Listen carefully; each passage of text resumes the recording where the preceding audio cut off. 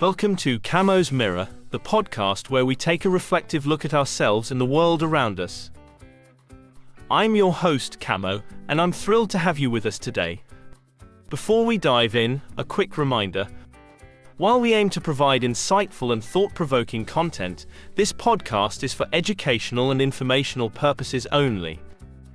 Please consult certified professionals for personalized advice. In last week's episode, we explored the challenges and growth that come with navigating quarter-life and midlife crises. Today, we continue that conversation with a focus on what comes next. Our topic is the second act, thriving after midlife.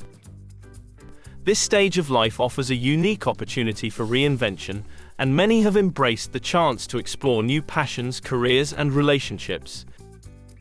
It's time to turn the page and embrace your best years yet. Joining me today is our esteemed guest, Solomon, a subject matter expert in psychology and personal development. Solomon, welcome to Camo's Mirror. Thank you, Camo. It's a pleasure to be here, and I'm excited to delve into this fascinating topic. So, Solomon, the second act, what exactly does that mean, and why is it such an important concept? The term second act is a metaphor for the phase of life that typically begins after the midlife period. It's akin to the second act of a play, where the characters often undergo significant transformations and plot twists. In life, this stage is a time for re-evaluation and new beginnings.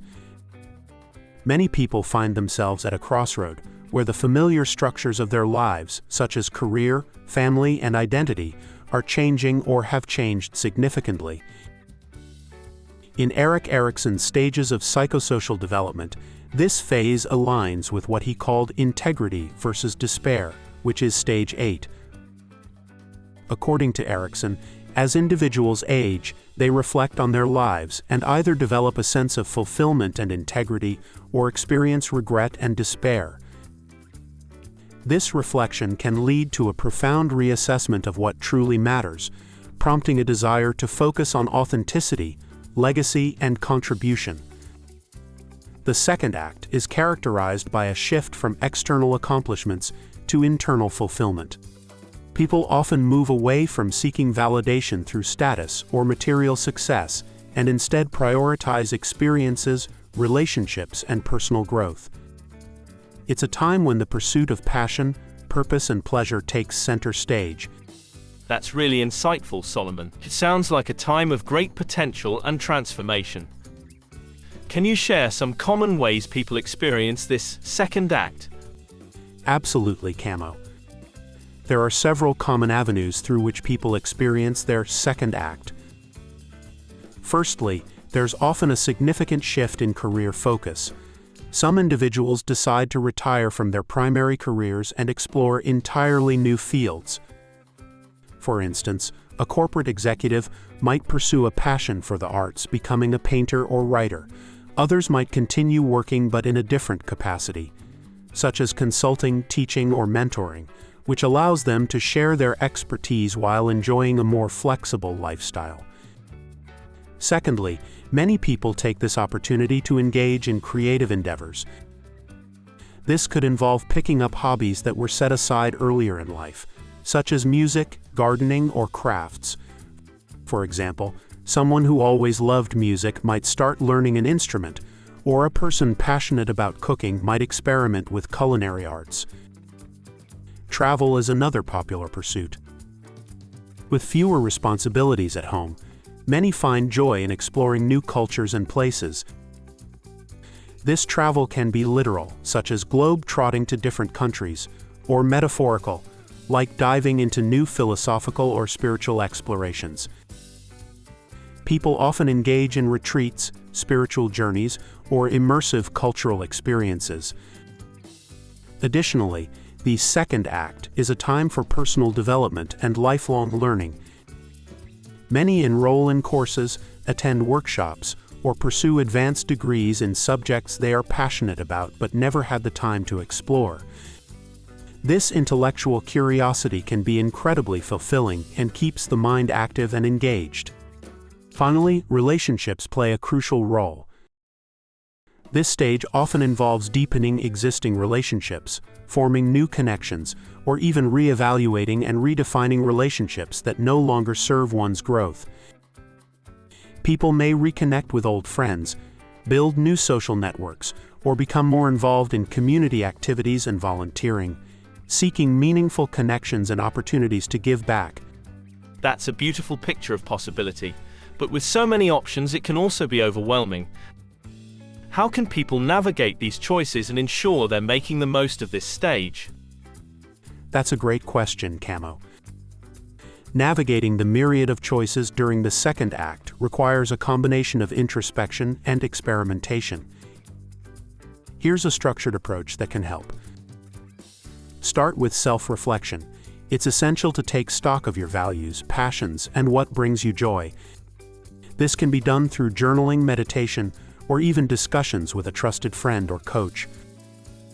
Understanding what truly matters to you provides a foundation for making decisions that align with your core beliefs. Next, set clear intentions rather than rigid goals. Intentions are flexible and focus on the experience you want to have, whereas goals can sometimes feel restrictive.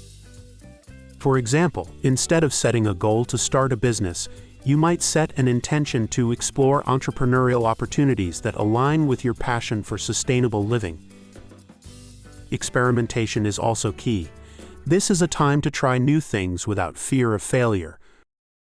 Whether it's taking a class in a new subject, volunteering for a cause you're interested in, or starting a small side project, the idea is to explore different avenues to see what resonates. Remember, it's about the journey, not just the destination. Connecting with like-minded individuals can provide support and inspiration. Joining groups, clubs, or online communities related to your interests can open doors to new experiences and friendships. This network can also offer practical advice and encouragement as you navigate this phase. Lastly, prioritizing health and well-being is crucial.